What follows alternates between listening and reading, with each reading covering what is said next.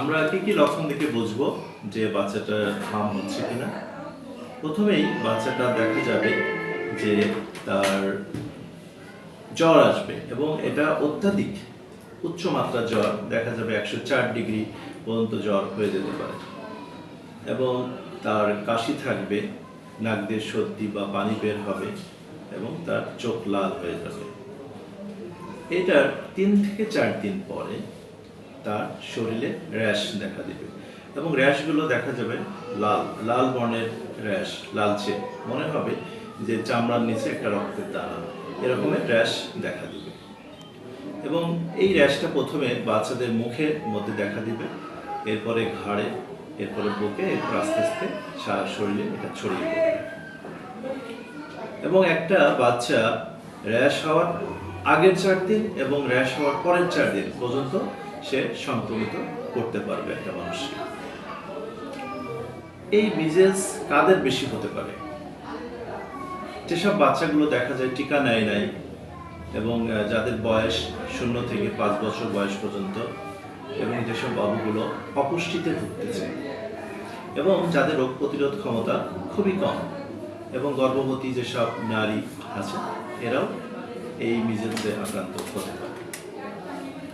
মিজেলসের সাধারণত এটা একটা সেলফ লিমিটিং ডিজিজ, মানে এটা এমনি এমনি ভালো হয়ে যাবে। একটা মানুষ সাধারণত 1 থেকে 2 সপ্তাহের মধ্যে সম্পূর্ণ সুস্থ হয়ে যাবে, কিন্তু কিছু কিছু ক্ষেত্রে কিছু জটিলতা দেখা দিতে পারে।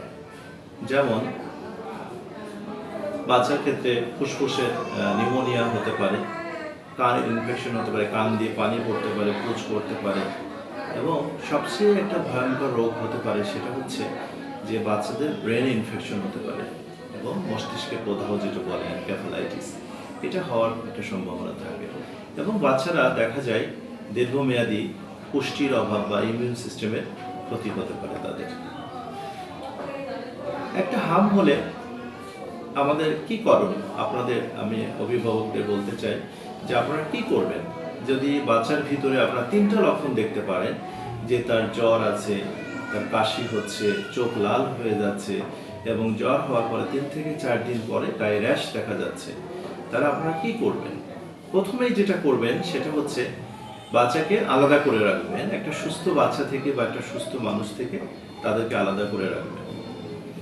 2 নম্বর হচ্ছে তার যত জ্বর আছে, জ্বরের জন্য তাকে ডাক্তারের পরামর্শ অনুযায়ী প্যারাসিটামল সিরাপটা দিবেন এবং উষ্ণ গরম পানি করে তার মধ্যে কাপড় ভিজিয়ে শরীর মাথা ভালোভাবে পরিষ্কার মুছে দিবেন এবং জ্বর কমানোর জন্য। তাদেরকে পর্যাপ্ত পরিমাণে পানি খাওয়াতে হবে, ঘন ঘন বুকের দুধ খাওয়াতে হবে এবং তাদেরকে পুষ্টিকর খাবার দিতে হবে। পুষ্টিকর খাবারের মধ্যে আছে তাদেরকে খিচুড়ি রান্না করে দিতে হবে, স্যুপ, তারপর ফল হিসেবে কলা দিতে পারবেন, বেদানার রস, তরমুজ, এগুলো, এবং মাঝে মাঝে স্যালাইনের পানিও তাদেরকে খাওয়াতে হবে। এবং হামে আক্রান্ত বাচ্চাদেরকে আপনার ডাক্তারের পরামর্শ অনুযায়ী অবশ্যই ভিটামিন এ ক্যাপসুল খাওয়াতে হবে। আচ্ছা, আর কখন আপনারা পুনরায় আবার হসপিটালে দেখা করবেন?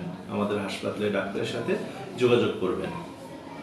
1 নম্বর, যদি দেখেন যে বাচ্চাটার শ্বাসকষ্ট শুরু হয়ে গেছে, তার সে ঘন ঘন নিঃশ্বাস নিচ্ছে, বুকের নিচের অংশ দেবে যাচ্ছে, বাচ্চার খিঁচুনি হচ্ছে, বাচ্চা খুব দুর্বল হয়ে যাচ্ছে, বাচ্চা নেতিয়ে যাচ্ছে, বাচ্চা কিছুই খাচ্ছে না, বাচ্চা পানি খাওয়া বন্ধ করে দিচ্ছে, বুকে দুধ টেনে খাচ্ছে না, কান দিয়ে পুঁজ বের হচ্ছে এবং জ্বর 4 দিন 5 দিন হয়ে যাচ্ছে, তারপরও জ্বর ভালো হচ্ছে না, তখন আপনারা আমাদের সাথে যোগাযোগ করবেন। এখন আসলে আমরা প্রতিরোধ কিভাবে করব, হামটাকে কিভাবে আমরা প্রতিরোধ করব? প্রতিরোধের সবচেয়ে ভালো উপায় হচ্ছে টিকা, ভ্যাকসিন দিতে হবে। আপনাদেরকে অবশ্যই সরকারি যে বিধি আছে, ইপিআই শিডিউল, এটা মেনে আপনাদেরকে ভ্যাকসিন দিতে হবে। এবং ভ্যাকসিন দেওয়ার নিয়মটা হচ্ছে যে 2টা ডোজ সরকার থেকে দেওয়া হচ্ছে। এমআর ভ্যাকসিন, যেটা আমরা বলি এমআর ভ্যাকসিন, এটা 9 মাসে একটা ডোজ দিতে হবে এবং 15 মাসে একটা ডোজ আপনাদেরকে দিতে হবে। এবং বেসরকারিভাবে আরেকটা ভ্যাকসিন পাওয়া যায়, সেটা হচ্ছে এমএমআর ভ্যাকসিন আমরা বলি, সেটাও একটা সুযোগ আছে। এবং সাধারণ জনগণের জন্য যারা এখনো পর্যন্ত হামে আক্রান্ত হয় নাই, যেসব বাবু বা যেসব মানুষ, তাদের জন্য আমাদের সতর্ক বার্তা হচ্ছে যে আপনারা যেসব বাচ্চাগুলো বা যে মানুষটা হামে আক্রান্ত তাদের থেকে আপনারা দূরে থাকেন।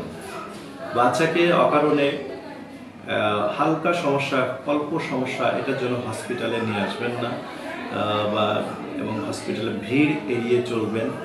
শপিং মল, মার্কেট, বাজারে এগুলোকে বাচ্চাকে নিয়ে ঘোরাঘুরি করবেন না। এবং সবসময় বাচ্চার এবং আপনার নিজের হাত ধোয়া, নাক এবং মুখ ঢেকে রাখবেন।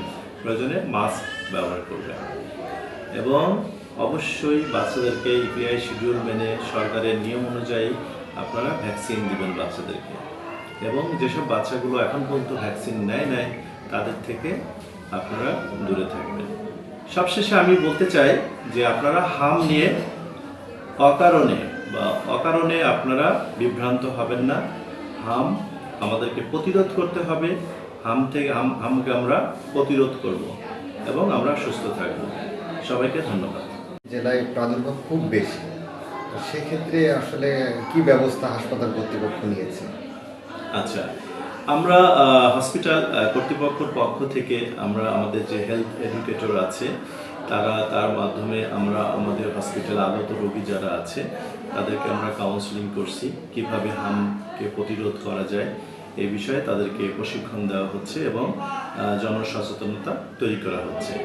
তাছাড়া আমাদের হসপিটালের পক্ষ থেকে আমরা অলরেডি একটা হাম আইসোলেশন ইউনিট তৈরি করা হয়েছে এবং এটার জন্য আমরা কিছু ডেডিকেটেড ডক্টরও ইনভলভ করা হয়েছে, যে তারা হামের রোগী পেলে আমরা তাদেরকে আইসোলেট করব এবং আলাদাভাবে তাদেরকে চিকিৎসা করব এবং সেটার জন্য প্রয়োজনীয় ব্যবস্থা গ্রহণ করা হয়েছে।